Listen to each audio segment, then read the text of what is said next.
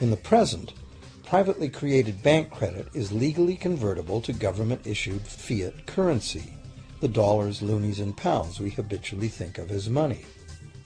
Fiat currency is money created by government fiat or decree, and legal tender laws declare that citizens must accept this fiat money as payment for debt, or else the courts will not enforce the obligation. So now the question is, if governments and banks can both just create money, then how much money exists? In the past, the total amount of money in existence was limited to the actual physical quantities of whatever commodity was in use as money. For example, in order for new gold or silver money to be created, more gold or silver had to be found and dug out of the ground. In the present, money is literally created as debt. New money is created whenever anyone takes a loan from the bank. As a result, the total amount of money that can be created has only one real limit: the total level of debt.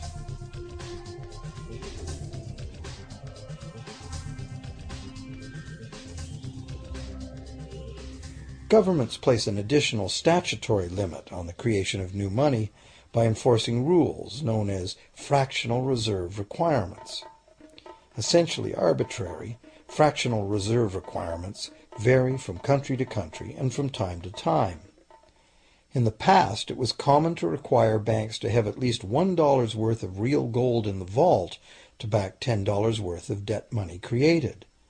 Today, reserve requirement ratios no longer apply to the ratio of new money to gold on deposit, but merely to the ratio of new debt money to existing debt money on deposit in the bank.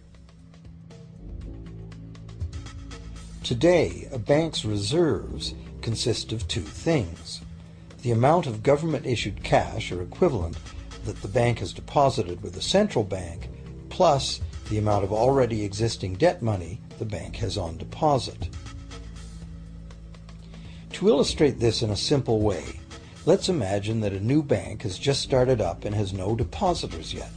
However, the bank's investors have made a reserve deposit of $1,111.12 of existing cash money at the central bank. The required reserve ratio is 9-to-1. Step 1. The doors open and the new bank welcomes its first loan customer. He needs $10,000 to buy a car. At the 9-to-1 reserve ratio, the new bank's reserve at the central bank, also known as high-powered money, allows it to legally conjure into existence 9 times that amount, or $10,000, on the basis of the borrower's pledge of debt. This $10,000 is not taken from anywhere.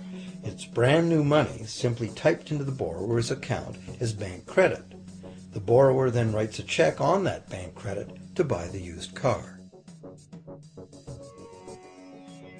Step 2. The seller then deposits this newly created $10,000 at her bank. Unlike the high-powered government money deposited at the central bank, this newly created credit money cannot be multiplied by the reserve ratio. Instead, it's divided by the reserve ratio. At a ratio of 9-to-1, a new loan of $9,000 can be created on the basis of the $10,000 deposit. Step 3. If that $9,000 is then deposited by a third party at the same bank that created it or at a different one, it becomes the legal basis for a third issue of bank credit, this time for the amount of $8,100. Like one of those Russian dolls where each layer contains a slightly smaller doll inside, each new deposit contains the potential for a slightly smaller loan in an infinitely decreasing series.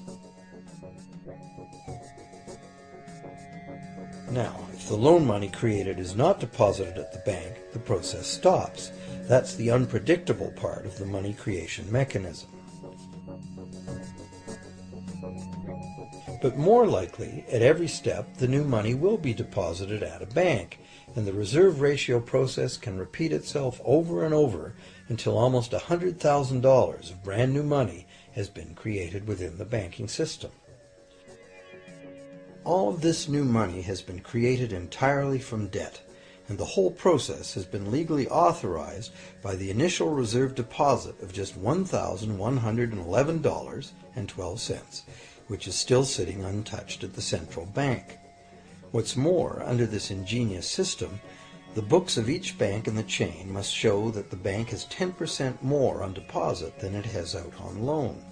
This gives banks a very real incentive to seek deposits in order to be able to make loans, supporting the general but misleading impression that loans come out of deposits.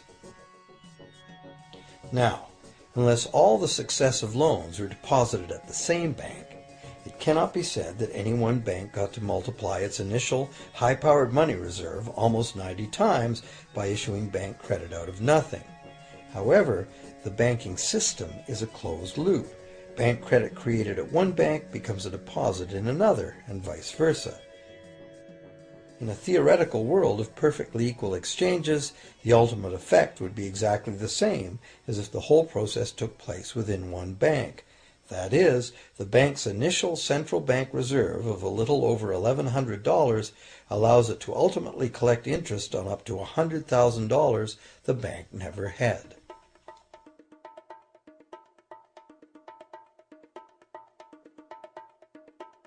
If that sounds ridiculous, try this. In recent decades, as a result of steady lobbying by the banks, the requirements to make a reserve deposit at the nation's central bank have all but disappeared in some countries, and actual reserve ratios can be much higher than 9-to-1. For some types of accounts, 20-to-1 and 30-to-1 ratios are common.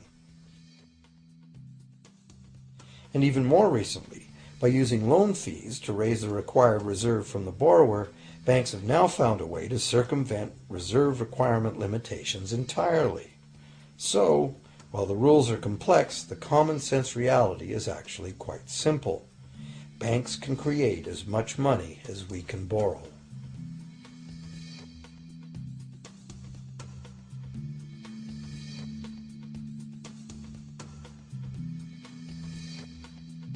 Despite the endlessly presented mint footage, government-created money typically accounts for less than 5% of the money in circulation.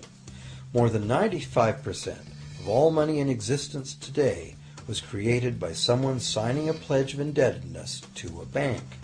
What's more, this bank credit money is being created and destroyed in huge amounts every day, as new loans are made and old ones repaid.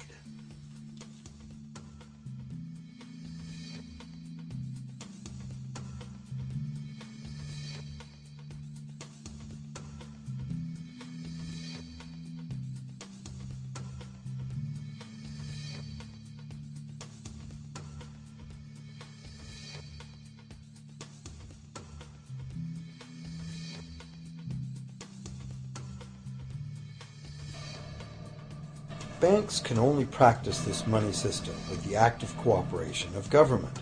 First, governments pass legal tender laws to make us use the national fiat currency. Secondly, governments allow private bank credit to be paid out in this government currency. Thirdly, government courts enforce debts.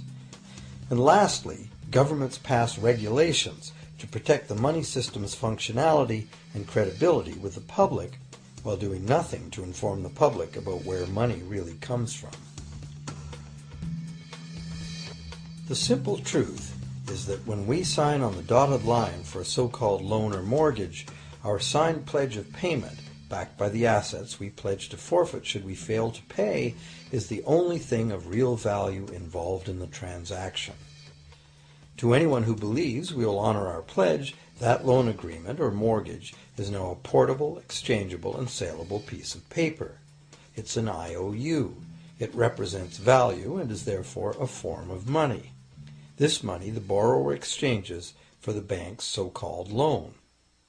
Now, a loan in the real world means that the lender must have something to lend. If you need a hammer, my loaning you a promise to provide a hammer I don't have won't be of much help. But in the artificial world of money, a bank's promise to pay money it doesn't have is allowed to be passed off as money, and we accept it as such.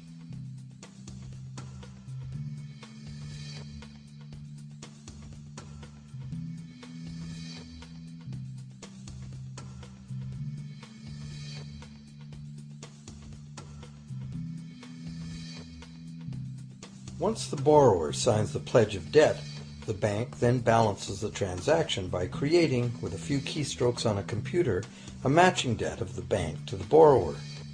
From the borrower's point of view, this becomes loan money in his or her account, and because the government allows this debt of the bank to the borrower to be converted to government fiat currency, everyone has to accept it as money. Again, the basic truth is very simple. Without the document the borrower signed, the banker would have nothing to lend. Have you ever wondered how everyone, governments, corporations, small businesses, families, can all be in debt at the same time and for such astronomical amounts?